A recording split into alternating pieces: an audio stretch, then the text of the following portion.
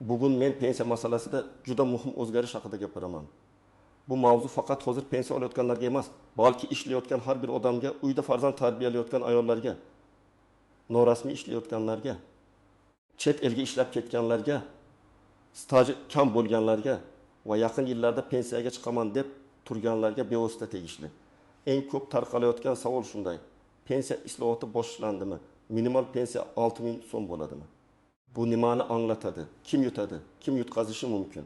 Men bugun buni oddiy tilda hujjat, staj, ish haqi, badal va real hayotdagi misollar orqali tushuntirib beraman. Iltimos, hozirning o'zida kanalga obuna bo'ling, videoga like bosing. Chunki bunday ma'lumotni vaqtida bilgan odam keyin idora yugurib yurmaydi. Pensiya masalasi bitta xato hujjat, bitta yo'qolgan mehnat daftarchasi, bitta tasdiqlanmagan ish yili odamning butun umr oladigan puliga ta'sir qiladi. Men avval eng asosiy narsani tushuntirib olay. Pensiya tizimi oddiy ko'rinadi, lekin aslida 3 ta katta omilga bog'liq. Birinchisi sizning ish stajingiz. Ikkinchisi rasmiy daromadingiz, ya'ni hujjatda ko'rsatilgan ish haqi. Uchinchisi davlat belgilagan eng kam pensiya, bazaviy hisoblash miqdorlari, qo'shimcha ustamalar va ijtimoiy kafolatlar. Oldingi tizimda ko'pchilik shunday o'ylardi. Men 25 yil ishladim, demak pensiyam yaxshi bo'ladi. Lekin amalda hamma vaqt ham bunday bo'lmagan. Chunki odam 25 yil ishlagan bo'lsa ham, agar uning ish haqi juda past ko'rsatilgan bo'lsa, yoki ayrim yillari hujjatda umuman chiqmasa, yoki tashkilot yopilib ketgan bo'lsa, pensiya kutilganidan kam chiqardi. Ayniqsa 1990 yillar, 2000 yillar boshida ishlaganlarning hujjatlarida muammo ko'p uchraydi. Korxona tugatilgan, arxivga topshirilmagan, mehnat daftarchasida muhr bor, buyruq nusxasi yo'q, ish haqi ma'lumotnomasi topilmaydi. Mana shunday holatlarda odam o'z mehnatini isbotlay olmay qiynaladi. Endi minimal pensiya 6000 so'm degan gapga kelamiz. Men buni juda aniq aytaman. Agar kimdir buni endi hamma pensiya 6000 so'm bo'ladi deb tushunsa, bu mutlaqo noto'g'ri talqin. 6000 so'm degan raqam odatda to'liq oylik pensiya miqdori sifatida emas, balki hisob kitobdagi eng kichik qo'shimcha indeksatsiya. Bir kunlik yoki bir birlik uchun minimal hisob. Ayrim toifadagi to'lovning minimal elementi sifatida tilga olinishi mumkin. Shuning uchun raqamni eshitib vahimaga tushmaslik kerak. Asosiy savol: bu 6000 so'm nimaga nisbatan qo'llanadi? Oyga beriladigan to'liq pensiyagami? Qo'shimcha staj uchunmi? Yetishmagan stajni hisoblash tartibigami? Yoki ijtimoiy nafaqa formulalariga? Pensiya islohotining mohiyati shundaki, davlat endi pensiyani faqat qog'ozda yozilgan staj bilan emas, ko'proq real badal, real daromad, elektron ma'lumotlar va adolatli taqsimot asosida hisoblashga urinmoqda. Bu nimani anglatadi? Rasmiy ishlagan, oylikdan soliq va ijtimoiy to'lovlar to'langan odam kelajakda ko'proq himoyalanadi. Norasmiy ishlagan, konvertda oylik olgan, hujjatda minimal maosh ko'rsatilib, qolganini qo'lda olgan odam esa pensiya yoshiga kelganda muammoga duch kelishi mumkin. Asosiy qism biri: kim nimani bilish kerak? Kim xavotir olishi kerak? Kim kamroq xavotir qiladi? Men birinchi navbatda ishlayotgan fuqarolarga murojaat qilaman. Agar siz hozir 25-35 yoshda bo'lsangiz, pensiyaga hali bor demang. Pensiya bugun boshlanadi. Siz bugun rasmiy ishlasangiz, ertaga shunday pensiya olasiz. Masalan, 2 odamni olaylik. Birinchi odam 20 yil davomida rasmiy 4 million so'm oylik bilan ishlaydi. Ikkinchi odam ham aslida 4 million oladi, lekin hujjatda 2 million ko'rsatiladi. Qolganini qo'lda oladi. Bugun ikkinchi odamga farqi yo'qdek tuyuladi. Lekin pensiya hisoblanayotganda tizim hujjatdagi 1 millionni ko'radi, qo'ldagi 3 millionni ko'rmaydi. Natijada birinchi odamning pensiya bazasi yuqoriroq, ikkinchisiniki pastroq bo'ladi. Endi pensiya yoshiga yaqinlashayotganlarni olaylik. Masalan, 28 yoshli ayol bor. U 20 yil maktabda ishlagan, keyin 10 yil uyda nevarasiga qaragan, yana 5 yil bozor savdosida norasmiy ishlagan. U o'ylaydi: men umr bo'yi mehnat qildim. Ha, mehnat qildi. Lekin pensiya tizimi uchun muhim savol boshqa. Qaysi yillaringiz hujjat bilan tasdiqlanadi? Maktabda 20 yil tasdiqlansa yaxshi. Uyda bo'lgan davrning ayrim qismi farzand parvarishi sifatida hisobga olinishi mumkin. Lekin hammasi emas. Qonundagi cheklovlar bor. Bozordagi norasmiy 5 yil esa agar patent, soliq, yakka tartibdagi tadbirkorlik yoki boshqa rasmiy asos bo'lmasa, stajga kirmasligi mumkin. Demak, bu ayol hozirdan hujjatlarini yig'ishi kerak. Yana bir misol. 63 yoshga kirayotgan erkak 3 yil qurilishda ishlagan. lek ko'p yillar brigada bilan yurgan, tashkilotdan tashkilotga o'tgan ba'zi ish beruvchilar umuman rasmiylashtirmagan. U men juda og'ir ish qilganman deydi, men bunga shubha qilmayman. Ammo pensiya organi og'ir mehnatingizni og'zaki gap bilan emas, hujjat bilan ko'radi. Mehnat daftarchasi, buyruq, ish haqi ma'lumotnomasi, arxiv ma'lumotnomasi, soliq to'lovlari, shartnoma, mana shu dalillar kerak bo'ladi. Kim ko'proq xavotir olish kerak? Birinchi toifa norasmiy ishlaganlar. Ikkinchi toifa uzoq yillar xususiy korxonalarda ishlagan, lekin mehnat daftarchasiga yozuv tushmaganlar. Uchinchi toifa chet elda ishlaganlar. To'rtinchi toifa korxonasi yopilib ketganlar. Beshinchi toifa familiyasi o'zgargan ayollar. Chunki hujjatlarda ism familiya mos kelmasa, tasdiqlash cho'ziladi. Oltinchi toifa mehnat daftarchasini yo'qotganlar. Yettinchi toifa oyligi past ko'rsatilganlar. Kim kamroq xavotir qilishi mumkin? Agar siz davlat tashkilotida yoki yirik rasmiy korxonada uzluksiz ishlagan bo'lsangiz, ish haqi va stajingiz elektron bazalarda ko'rinayotgan bo'lsa, soliq to'lovlari muntazam yuritilgan bo'lsa, mehnat daftarchangiz tartibli bo'lsa, xavf kamroq. Lekin baribir tekshirish kerak. Chunki tizimda bitta sana xato kiritilgan bo'lsa ham, stajda uzilish paydo bo'lishi mumkin. Endi 6000 so'mlik minimal ko'rsatkich bo'yicha real hayotiy tushuntirish beraman. Tasavvur qiling. Bir fuqaroning hisob kitobida yetishmayotgan ayrim davrlar yoki qo'shimcha hisoblanadigan minimal to'lovlar bor. 6000 so'm kabi kichik raqam ko'pincha butun pensiyani emas, hisoblashning bir bo'lagini anglatadi. Masalan, tizim ayrim toifadagi qo'shimchani minimal darajada belgilashi mumkin. Agar odamda staj yetarli bo'lmasa, u to'liq mehnat pensiyasi emas, ijtimoiy nafaqa yoki kamroq miqdordagi to'lovga tushib qolishi mumkin. Shu yerda odamlar minimal pensiya 6000 so'm ekan deb vahima qiladi. Aslida masala shundaki, davlatning kafolatlangan eng kam oylik pensiyasi alohida, hisoblashdagi bir birlik alohida, staj uchun qo'shimcha alohida, indeksatsiya alohida. Masalan, bir ayolning 7 yil rasmiy staji bor, qolgan yillari norasmiy. U pensiya yoshiga yetdi. Agar qonun bo'yicha mehnat pensiyasi olish uchun talab qilinadigan minimal staj yetarli bo'lmasa, unga mehnat pensiya emas, ijtimoiy nafaqa tayinlanishi mumkin. Bu nafaqa miqdori mehnat pensiyasidan farq qiladi. Endi odamlar buni ko'rib, pensiyam juda kam chiqdi deyishadi. Sabab u ishlamagani emas, hujjatda ishlagani tasdiqlanmagani. Yana misol, bir erkak 25 yil ishlagan, lekin oyligi doim minimal ko'rsatilgan. U pensiyaga chiqqanda staji bor, lekin hisoblangan pensiyasi kutilganidan past. Nega? Chunki tizim siz ko'p yil ishlagansiz, lekin rasmiy daromadingiz past bo'lgan deb hisoblaydi. Bu yerda ham odam o'zini aldangandek his qiladi. Aslida muammo yillar davomida rasmiy oylikni past ko'rsatishda bo'lgan. Endi men eng muhim nozik joylarni aytaman. Birinchi nozik jihat. Mehnat daftarchasidagi yozuvning o'zi har doim yetarli bo'lmasligi mumkin. Agar yozuv noto'g'ri rasmiylashtirilgan bo'lsa, muhit tushunarsiz bo'lsa, korxona nomi o'zgargan bo'lsa, buyruq raqami yo'q bo'lsa, qo'shimcha arxiv ma'lumotnomasi so'ralishi mumkin. Ko'pchilik daftarchamda yozilgan-ku deydi. Lekin pensiya organi ma'lumotni tekshiradi. Ikkinchi nozik jihat ayollarda familiya o'zgarishi. Masalan, qiz familiyasida diplom olgan, turmushga chiqqan boshqa familiyada ishlagan, keyin ajrashib yana familiyasini o'zgartirgan. Agar nikoh guvohnomasi familiya o'zgarganini tasdiqlovchi hujjat bo'lmasa, turli hujjatlar bir odamga tegishli ekanini isbotlash qiyinlashadi. Shuning uchun men ayollarga alohida tavsiya qilaman. Nikoh guvohnomasi, ajrashish hujjati, familiya o'zgarishi haqidagi ma'lumotlarni alohida papkada saqlang. Uchinchi nozik jihat chet eldagi mehnat.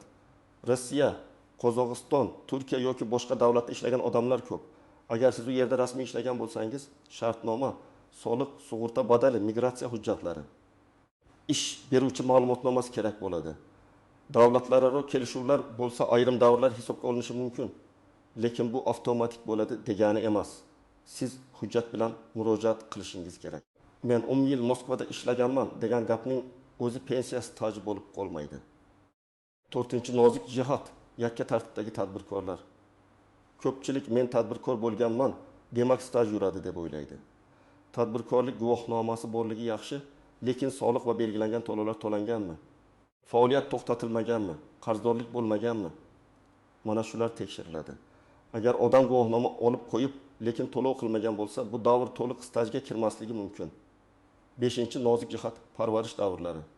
Farzand parvarishi nogironligi bo'lgan shaxsini parvarish qilish, harbiy xizmatdagi turmush o'rtog'i bilan yashash kabi da'volar ayrim shartlar asosida stajga qo'shilishi mumkin. Lekin bu yerda ham men uyda bo'lganman deyish yetarli emas. Bola tug'ilganlik guvohnomasi, parvarish nogironlik ma'lumotnomasi, yashash joyi ma'lumotlari kerak bo'lishi mumkin. Har bir holat alohida ko'riladi. 6-chi nozik jihat pensiyani qayta hisoblatish. Ba'zi odamlar pensiyaga chiqib bo'lgandan keyin qo'shimcha hujjat topadi. Masalan, arxivdan 5 yillik ish haqi ma'lumotnomasi chiqib qoldi yoki oldin hisobga olinmagan stajni tasdiqlandi. Bunday holatda pensiyani qayta hisoblash uchun murojaat qilish mumkin. Lekin pul qaysi sanadan qayta hisoblanadi, qancha muddat orqaga to'lanadi, bu qonundagi tartibga bog'liq. Shuning uchun hujjat topilishi bilan cho'zmasdan murojaat qilish kerak. 7-chi nozik jihat eng kam pensiya va real pensiya farqi. Davlat ayrim toifadagi pensionerlarni juda past to'lovdan himoya qilish uchun minimal kafolatlar belgilaydi. Lekin bu hamma bir xil bo'ladi degani emas. Kimning staji ko'p, rasmiy daromadi yuqori, hujjatlari to'liq bo'lsa, u ko'proq olishi mumkin. Kimning staji kam, daromadi past ko'rsatilgan, hujjati yo'q bo'lsa, minimal chegaraga yaqin to'lov olishi mumkin. 8-chi nozik jihat indeksatsiya. Pensiyalar va nafaqalar vaqti bilan oshiriladi. Lekin oshirish hamma uchun bir xil natija bermaydi. Masalan, 10% oshirish bo'lsa, 200 ming so'm oladigan odamda 200 ming qo'shiladi. 2 million oladigan odamda 200 ming qo'shiladi. Shuning uchun boshlang'ich pensiya miqdori juda muhim. Pensiyaga chiqish paytida to'g'ri hisoblatish kelajakdagi barcha oshirishlarga ham ta'sir qiladi. Endi men eng foydali qismiga o'taman. Siz hozir nima qilishingiz kerak? Birinchi qadam, o'zingizning mehnat tarixingizni yozib chiqing. Oddiy daftar oling yoki telefoningizda ro'yxat tuzing. Qaysi yili, qaysi korxonada, qaysi lavozimda ishlagansiz, qachon kirgansiz, qachon chiqqansiz, taxminiy oyligingiz qancha bo'lgan, hammasini yozing. Bu juda oddiy ko'rinadi, lekin keyin hujjat izlashda juda katta yordam beradi. Ikkinchi qadam, mehnat daftarchangizni tekshiring. Har bir ish joyi bo'yicha ishga qabul qilingan sana, bo'shatilgan sana, buyruq raqami, korxona muhri bor yo'qligini ko'ring. Agar yozuvda xato bo'lsa, imkon bo'lsa, sobiq ish beruvchiga murojaat qiling. Korxona yopilgan bo'lsa, arxivga murojaat qilish kerak bo'ladi. 3-chi qadam, elektron ma'lumotlarni tekshiring. Hozir ko'p ma'lumotlar davlat xizmatlari portali, soliq organlari bazasi, mehnat tizimlari orqali ko'rinadi. Siz yaqin atrofdagi davlat xizmatlari markaziga borib, mehnat faoliyatingiz, soliq to'lovlaringiz, rasmiy ish davrlaringiz bo'yicha ma'lumot so'rashingiz mumkin. Agar elektron bazada siz ishlagan yillar ko'rinmasa, bu muammoni pensiya yoshiga kelganda emas, hozir hal qiling. 4-chi qadam, hujjatlar papkasini tayyorlang.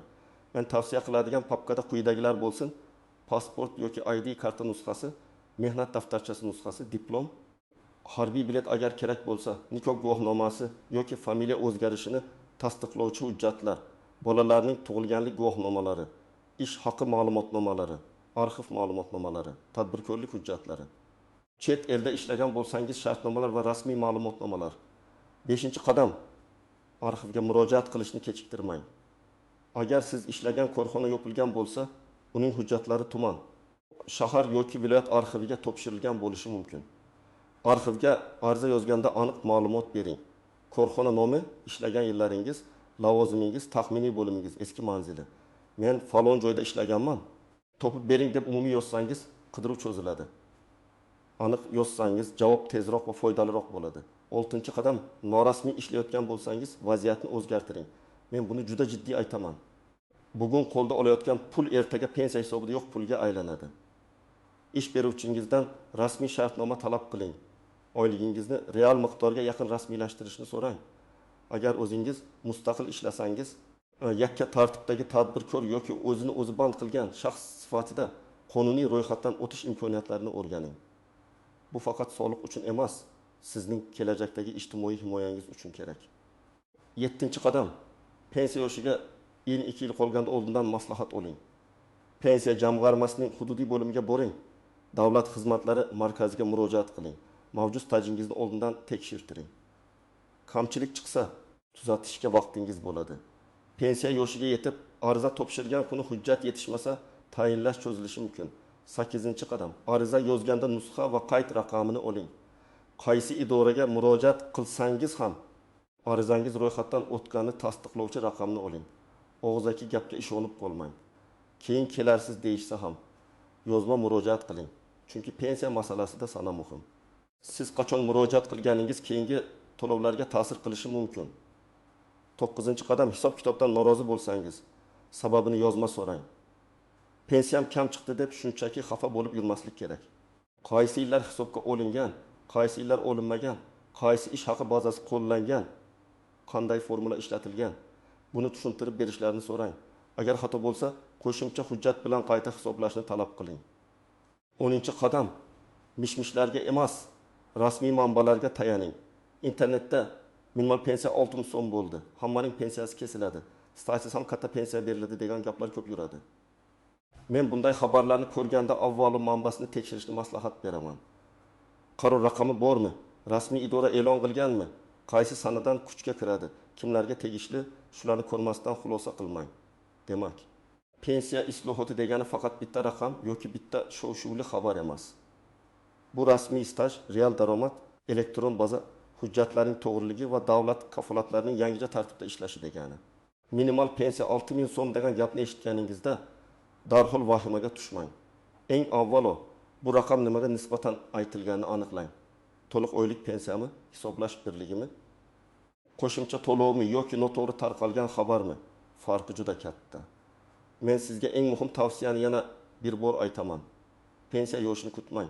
Hujjatlaringizni bugun tekshiring, stajingizni bugun aniqlang. Norasmiy ishni bugun rasmiylashtiring, arxiv ma'lumotlarini bugun yig'ing. Chunki pensiya bu kelajakdagi oylik daromadingiz, uni tasodifga tashlab qo'yish mumkin emas.